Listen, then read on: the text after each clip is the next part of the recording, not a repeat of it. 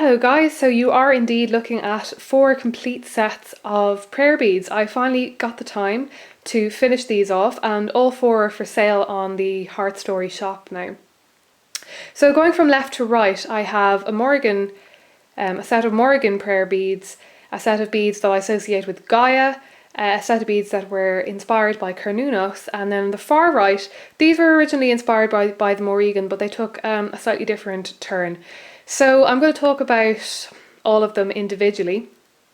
First of all, I will say that most of them, the first 3 from left to right, have, excuse me, they have the same sort of system or theme to them, in that they each have a certain amount of sets of, in fact, I think they all have 5 sets of 7 beads, and these kind of rows or decades, they're not decades because it's not 10, it's 7 rather than 10, are interspersed with different beads, with other beads that kind of separate them out. That's less clear on the Cernunnos beads there, because the beads are sort of similar colours, but I think the feel of the beads are similar enough, and they are, yeah, well, I'll show you that again in a second. On the far right though, those ones I did completely differently. I did them made them intuitively. I started stringing the beads and just sort of added as I felt was right, and they don't have any particular system to them or any particular pattern.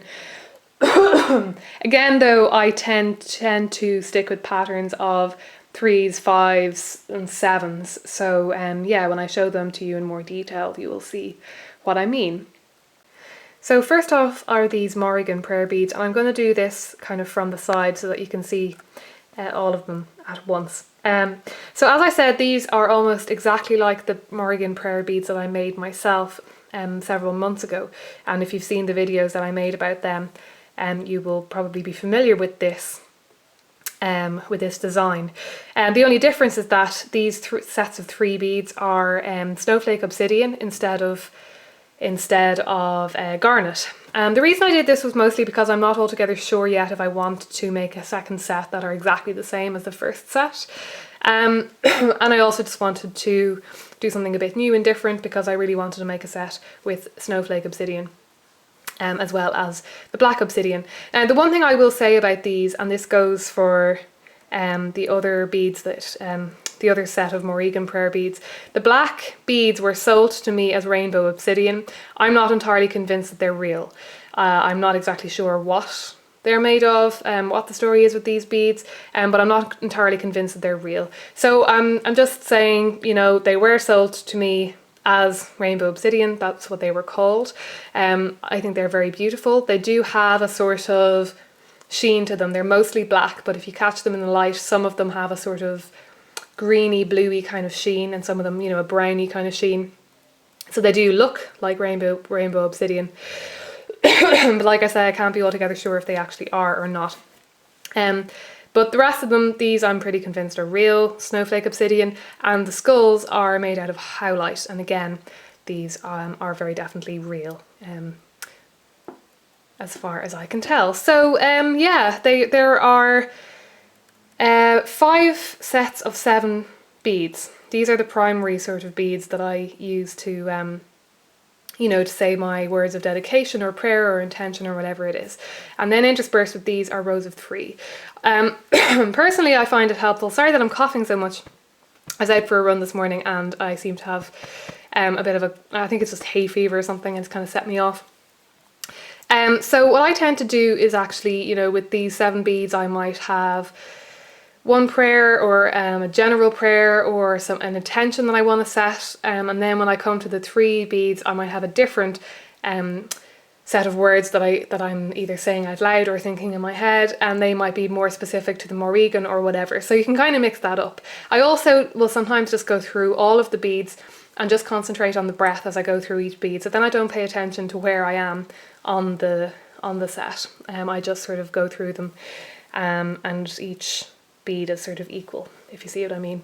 On the end here we have an arrowhead silver pendant thing and a feather, and I think the associations there are pretty obvious. The arrowhead sort of represents the Morrigan's warlike aspect, her associations with sovereignty and personal power and that kind of thing. And then the feather is representing her association with the crow, and for me, with also penmanship, being a writer and being a poet, and the freedom that is associated with birds and flight and that kind of thing as well. And the skulls, of course, are sort of self-explanatory, her association with death, basically. So these might actually be my favourite set of the bunch, and I'm really, really tempted to keep these, but yeah, I might make myself another set in the future, but I don't actually have these. I believe they're leopard skin jasper, but I'm going to have to check if I have that right. Leopard skin jasper as opposed to agate. I have jasper in my head rather than agate, but I'm going to have to double check that. I bought them quite a long time ago. I bought them many years ago, and I was going to use them for something different entirely, but then they just seemed to me to work really, really nicely with the green aventurine for a set of beads that I associate with Gaia. So there's a very strong association for me here with Gaia, with the ocean, with the water.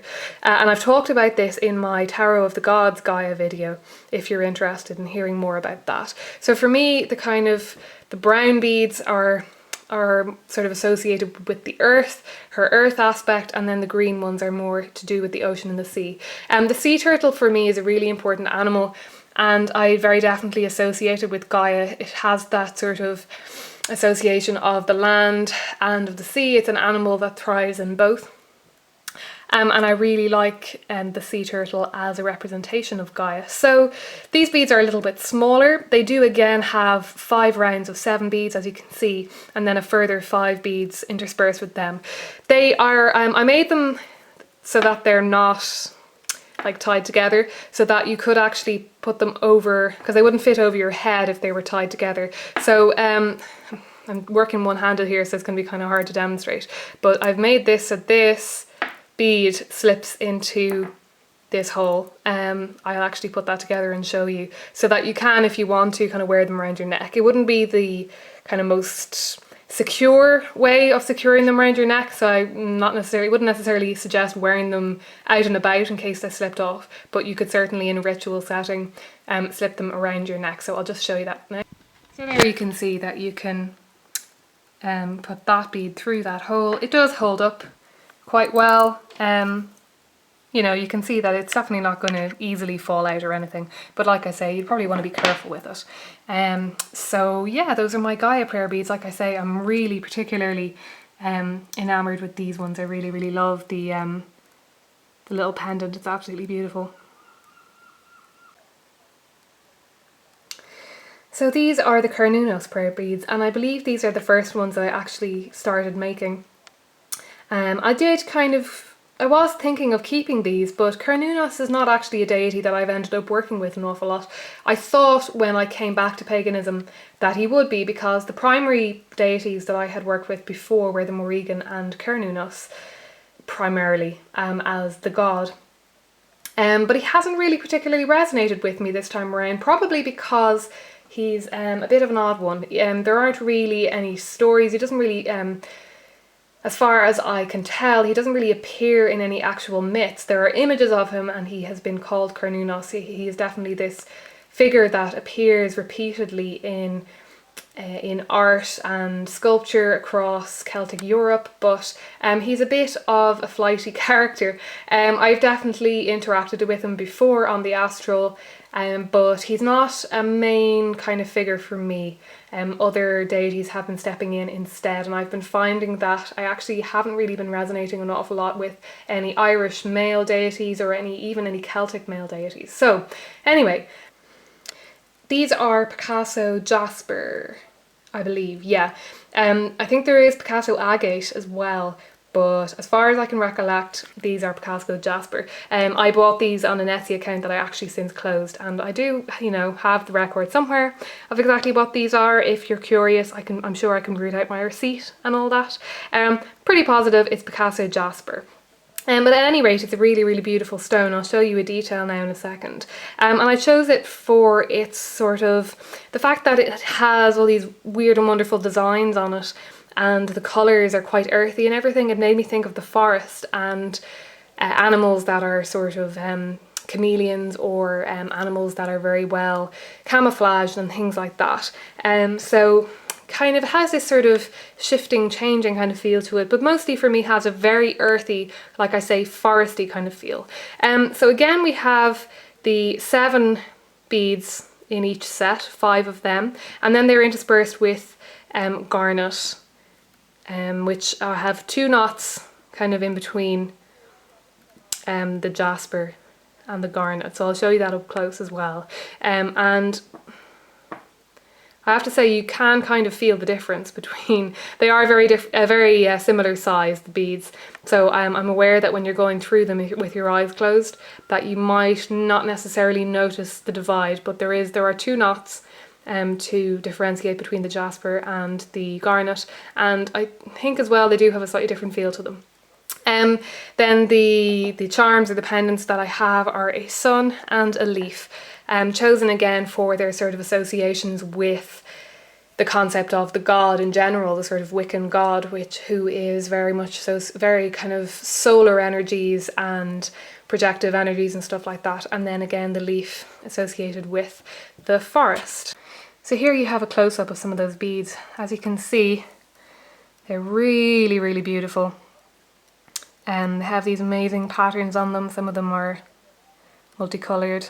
As you can see, then there's the 2 knots between the jasper and the garnet. So yeah, they're all the same stone, but some of them, some of them are blood red, some of them are green, some of them are brown. Really, really beautiful stone. I actually saw the stone, I think, in the shop, and it inspired the beads, and that was kind of what got me going on prayer beads in the first place. I just kind of saw them and thought, oh, I definitely have to make a set of Cernunnos prayer beads with them. And lastly, we have something a little bit different. So like I said, I started stringing these just kind of spontaneously and intuitively. So there are the sort of patterns of, as you can see, 7 there again. There are a few places where there's 5 beads, 3, a couple of places there's just 2 or whatever. But I tend towards 3s, 5s and 7s when I'm making these kinds of things. I believe there are 5 of these sort of more uneven. This is garnet again. So I have more of these tumbled spherical garnet stones. They're kind of slightly smaller. These ones are actually, they're bigger and they're more uneven. They are polished, but they're sort of more in their natural kind of state. So there are 5 of them in total. And there are 5 large skulls, large howlite skulls, I believe one. Yep, and then there are 4 small ones to make up a total of 9 skulls. So again, the 3s, 5s, 7s and 9s. And these, yeah, both the small skulls and the large skulls, they're both made of howlite. And then interspersed with them, again, we have the quote-unquote rainbow obsidian that might or might not be actual obsidian at all, and the snowflake obsidian. But again, I'm pretty convinced that all the other stones that I've used are actually real. It's only those rainbow obsidian stones that I'm kind of a little bit iffy about. So interspersed with these are little... Well, now, I chose these to be feathers. Then I was looking at them and thinking they could be leaves. So, just so zooming in so that you can see things a bit better. You can kind of see that. I mean, I would call them feathers, but, they could be leaves. But yeah, the feathers again are for the kind of crow aspect of the Morrigan. But then at the bottom, I was going to add the arrowhead and the big feather again at the bottom of this, but something was really calling me to add this. It's either an ammonite shell or what's the other one, nautilus shell. The nautilus is the creature that is actually still in existence. The ammonites are, extinct, have been extinct for millions of years, but they exist as fossils, but they have a very similar shape. This actually looks to me maybe more like an ammonite, but I don't know. It's the rough kind of shape anyway of the spiral kind of shell shape. So yeah, the reason that I did that was because these beads actually started to take on a different kind of feel for me.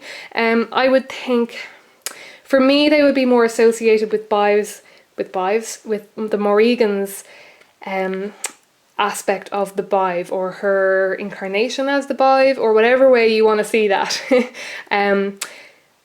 So the Bive is, in neo-paganism, she gets mentioned as being sort of the crone aspect of the Morrigan.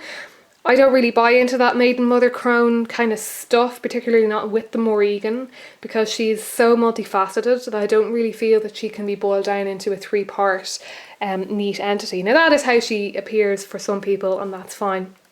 But the Bive is sort of, she's much more primal for me. She's much more associated with death over sovereignty, I would say, more associated with the battlefield and more associated with that basic need to return, returning people to the all, returning people to where they came from in death. That kind of thing. But I feel that actually these beads could pertain to any death goddess, and particularly any death goddess that has that feeling of sort of life and death, creativity and destruction, because we have this shell which kind of reminds us that with death comes life, and with death comes rebirth, and that death is necessary for the cycle to continue. So these are really powerful beads actually. I really, really like these, and I might, if I make more beads, I might actually make more with the sort of spontaneous method rather than the kind of even one. But anyway, yeah, so I think that's all I have to say about the beads. If you want to know more about how I use them and stuff like that, I have made videos on them before, or I made one particular video on my daily practice, which I'll post a link to below, where I kind of discuss at various points in the video how I use prayer beads in my practice. I use them primarily for things like saying prayers or words of devotion for a particular deity, for setting intentions, and for meditation. I use them a lot for what I call sacred silence meditation, where I kind of listen to the silence, but it's an easy kind of meditation to get off track with, because you're not focusing, if you're focusing on the breath, it's something that is kind of constantly changing in and out, and it's kind of easier to focus on it, where I find if you're focusing on silence, it's easy to get swept away into just thoughts or imagination or anything. It's just easy to get swept away. So I find that going through the beads and concentrating on my breath at the same time as listening to silence is really, really helpful for that. And I have used them as well in magical workings. Yeah, I'm not going to go into that a huge amount, but I am sort of figuring out ways that I am going to use them for for kind of, I suppose it's just intention setting has been the primary way I've been using them for magical workings, where I might have a mantra or words of power that I repeat as I go through the beads. But I'm working on other ways of using them for magical workings too. So yeah, if you're interested, I'm going to link all 4 beads below, so you can go and check them out on Etsy. And yeah, I know that some of you have really enjoyed seeing these. You've really liked the look of them and everything, so I thought I would make some available on the shop if you are interested in purchasing. So yeah, thanks for watching guys, I'll talk to you again soon.